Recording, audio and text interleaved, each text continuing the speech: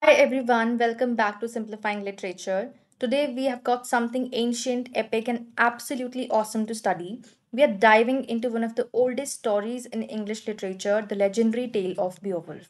So, whether you are a student, a fan of mythology, or just someone who loves great stories, this one's for you. Stick around till the end, and trust me, you will walk away with a complete understanding of this epic in the simplest way possible. So, what are the highlights of this lecture? We will be covering important facts on Beowulf, important characters in the story, and then the summary with illustration. So, let's start with some important and quick facts of Beowulf. Beowulf is one of the oldest, yes, one of the oldest and the famous poem ever written in Old English language. Right? It is an epic poem that tells the story of a brave warrior named Beowulf and his heroic battles. Right? The author is believed to be anonymous, also known as the Anglo Saxon poet, and some scholars also call the poet as the Beowulf poet. Historians also believe that it was written around 700 and 1000 AD, though the events in the story happened even earlier in Scandinavia. Now, what makes it so special? It is a heroic poem with a strong warrior vibe filled with action, monsters, and big emotions. The poet has also used some special techniques like alliteration. Alliteration is when many words in a line start with the same letter, and kennings. Kennings is the use of poetic phrases like use of whale road to mean the sea. Also, it is a mix of old pagan values with heroic themes and Christian themes as well. And another fun fact here is the only surviving manuscript. Yes, the only surviving manuscript of this poem is kept safe in the British Library in London. It even survived a fire in the 1700s. So, all right, before the action starts, let's meet our main characters. The first one is the hero of the story itself, Beowulf. He is a fearless warrior from a place called Geatland and eventually becomes a king. Next is King Hrothgar. He is the wise Danish king who needs help when his kingdom is under attack. Then comes the monster, the first monster to enter the story, Grendel. He is a horrible monster who attacks King Hrothgar and his men because he hates the sounds of joy and music. Then comes Grendel's mother. She is even scarier than Grendel himself. She wants revenge after her son dies. Then Wiglaf. Wiglaf is a young and a loyal warrior, a young and a loyal warrior who backs up Beowulf and stands by him till the very end. It's a big respect to him. He becomes his true successor. Then comes Unferth, another Danish warrior who first doubts Beowulf but later admires him. So now let's begin with the story. Our story kicks off in Denmark, where King Hrothgar, who is a descendant of the great King Shield Shifson, King Hrothgar has built a magnificent mead hall called Herod, where his warriors used to gather together, have feast celebrations, and listen to the songs. You can see the image of the hall Herod on the right side of your screen. So the warriors used to gather here, have fun, and celebrate. Now, the happiness of these warriors and King Hrothgar does not last long. Their joy is shattered by the monster Grendel. He is a creature descended from Cain and looks somewhat human-like, or you may call him a humanoid. So Grendel is basically angered by the noise of the warriors celebrating in the hall Herod, and he attacks the hall every night. He kills many of Hrothgar's men, and this killing of men every night goes on for 12 years. Yes, 12 whole years. Herod remains under siege, and none of Hrothgar's warriors can defeat Grendel.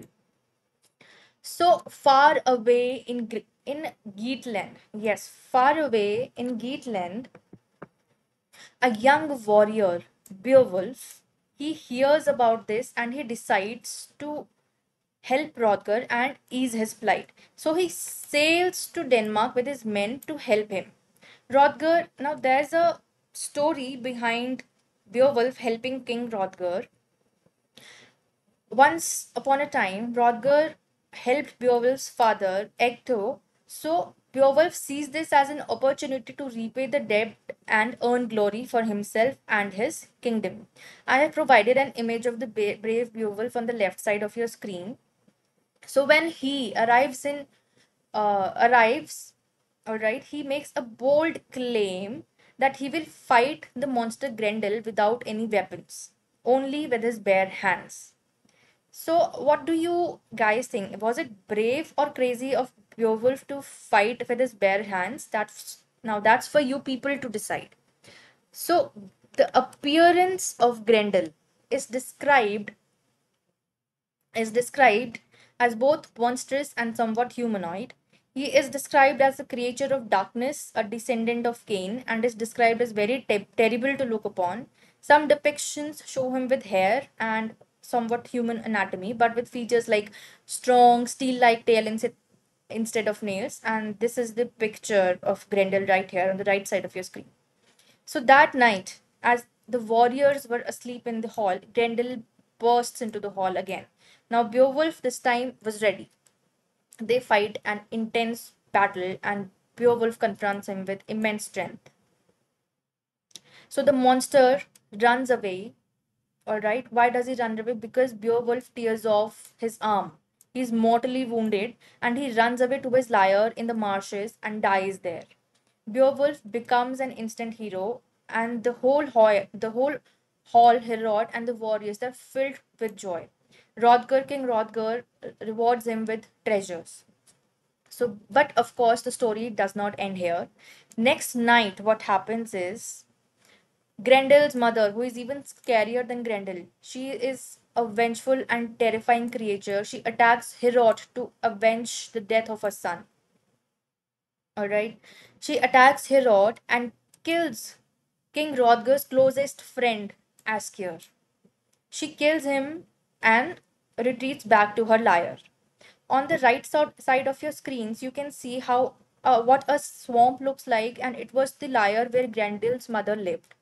So now it was time for round two for Beowulf to show his valor and bravery.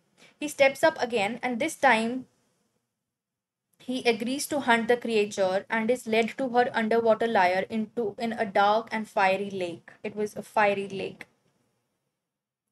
He spots Now Beowulf fights her, but his sword stops working. So he spots a giant sword on the wall, grabs it, and kills Grendel's mother.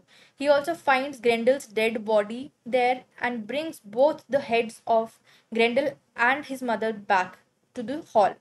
So King Hrothgar is super impressed and he rewards him again. Right? This is basically the story that I have just told you right now. That sword proves useless, but he finds an ancient giant made sword hanging on the wall and brings back the heads and gives them to King Hrothgar. King Hrothgar praises Beowulf and gives him more treasure. Then what happens is Beowulf heads back to his home, Geatland, right, where he is welcomed by King Hygelac and Queen Hygd.